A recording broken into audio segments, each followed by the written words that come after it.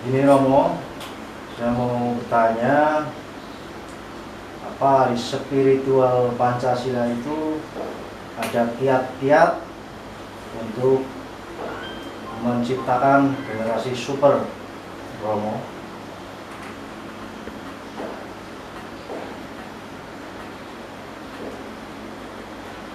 Kiat untuk melahirkan generasi super. Ya sangat bisa ya. Namanya dalam Pancasila kan ada unsur ketuhanannya yang pokok. Ini pertanyaan tahun 2021 ya. Jawabannya tahun 2022.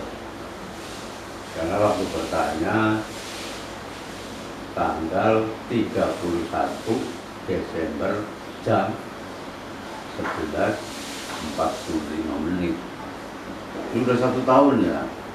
Jawabannya tahun 2022. Ya kebetulan pas momentumnya itu tepat. Pas tahun baru, pertanyaannya generasi super, melahirkan generasi super. Ya jelas bisa, asal bisa kita menjalankan. Manusia itu kan terbentuk dari saripati atau air mani. Kalian percaya nggak kalau orang tua itu wakil Tuhan bagi anak-anaknya? Sangat percaya, Romo. Kalau percaya, segala sesuatu anak itu nggak lepas dari produk orang tua. Tuhan hanya menyediakan bahan baku. Jadi manusia itu terbentuk dari saripati, dan disinilah perlu kita kasih. Saripati itu dari sari makanan yang hidup, yang dikonsumsi suami istri. Ya sedangkan saripati asal usulnya dari makanan. Makanan itu dari uang. Uang ini sumbernya hasil dari apa? Ini salah satu bahan pokok manusia. Umpamanya kita sebagai orang tua korupsi, terus dibawa pulang di konsumsi suami istri, jadilah segumpal darah di salah pasti. Jadi kalau hasilnya dari hasil korupsi, ya tentu badan si janin yang ada dalam perut itu jelas bahannya dari korupsi. Ini bahan pokoknya ya. Ya terus ada di situ sifatullah. Sifatullah itu dari mana? Apa dari Allah? Tentu dari perwakilan, yaitu perbuatan bapak ibunya. Zaman istrinya lagi mengandung, di situ masih lembaran putih, belum ada isinya atau belum ada catatannya. Ya catatan ini yang disebut takdir, jelas yang berbuat itu kedua orang tuanya. Contoh umumnya, istri lagi ngandung, suaminya kok nyolong. Ya jelas di situ udah mendidik anak dari zaman kandungan, anak itu sudah dibenari, dikasih benih salon maling. Begitu juga kalau bapak ibunya berbuat satu kebaikan, aktif dalam kemanusiaan dengan menolong dan sebagainya, itu pun anak nanti akan lahir tentu akan membawakan sifat-sifat itu.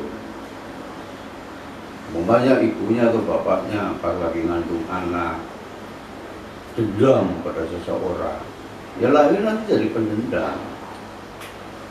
Jadi setelah anak dalam kandungan selama 9 bulan 10 hari udah lengkap itu takdirnya atau catatan hidupnya, lahir tinggal si bayi itu tinggal menjalankan sifat-sifat dasarnya. Kalau bapak ibunya atau bapaknya waktu anak dalam kandungan bapaknya korupsi, lah anak ini sudah tercantum karakternya jelas jadi koruptor. Biarpun disekolahkan tinggi-tinggi, diajarkan agama, udah bagusnya kayak apa, nanti kalau jadi pejabat kalau dasarnya itu koruptor, ya akhirnya jadi korupsi. Kalau memang nasibnya bagus jadi pejabat. Kalau tuh jadi orang biasa, jadi orang bawah, rakyat bawah, karena dasarnya itu jadi maling ayam, itu udah jelas. Makanya perlu hati-hati. Kalian masih muda, masih ada kesempatan melahirkan anak. Tuhan hanya menyediakan bahan baku. Sebagai orang tua tinggal memilih bahan bakunya mengambil dari mana. Terus berikutnya ada istilah tebar kue. Tentunya kalian itu mengharapkan kalau punya anak nanti akan setia dan menyenangkan kedua orang tuanya kan tentunya kan. Dan di sini juga nggak lepas dari perbuatan kita. Kalau kita hidup di dunia selalu memperhatikan, menyenangkan kedua orang tua kita, ya pastinya nanti kalau kita punya anak pun akan disenangkan oleh anak-anak kita. Begitu juga sebaliknya. Kalau kita selama hidup masih punya orang tua selalu bikin pusing orang tua, ya siap-siap aja nanti juga akan bikin pusing sama anak-anaknya.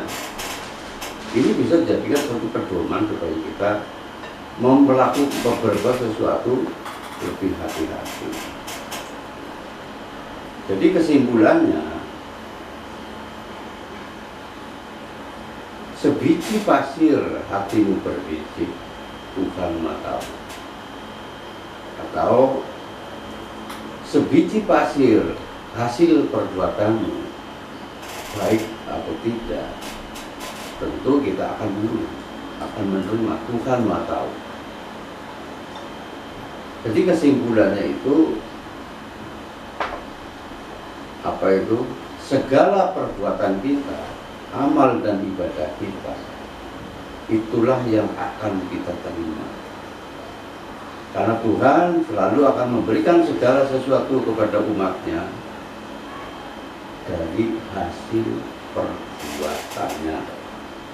Jadi kesimpulannya, amal perbuatan kita di dunia mutlak itu wujud daripada doa kita. Gimana, bisa diterima nggak? Saya ngomong. Amin. Mudah-mudahan ini bisa ditindaklanjuti. Kalau kalian sudah merasa sudah terlanjur punya anak, cucu, kalau untuk memperbaiki seperti mengulang kembali itu kan tidak mungkin. Jangan merasa ini sudah terlambat, jangan. Cerita ini atau berita ini bisa ditindaklanjuti, diceritakan, disampaikan kepada anak cucu, sahabat-sahabat, atau rekan-rekan, teman-teman kita.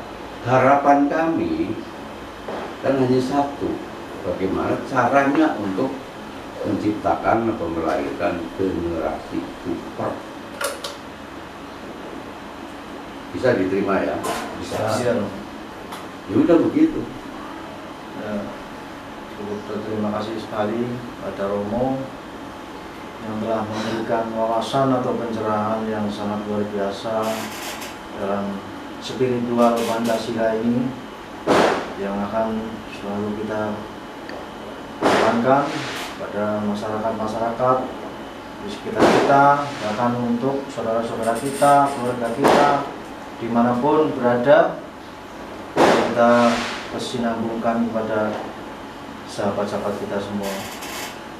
Amin. Tentunya untuk diri kita sendiri itu yang paling pokok, untuk diri kita sendiri.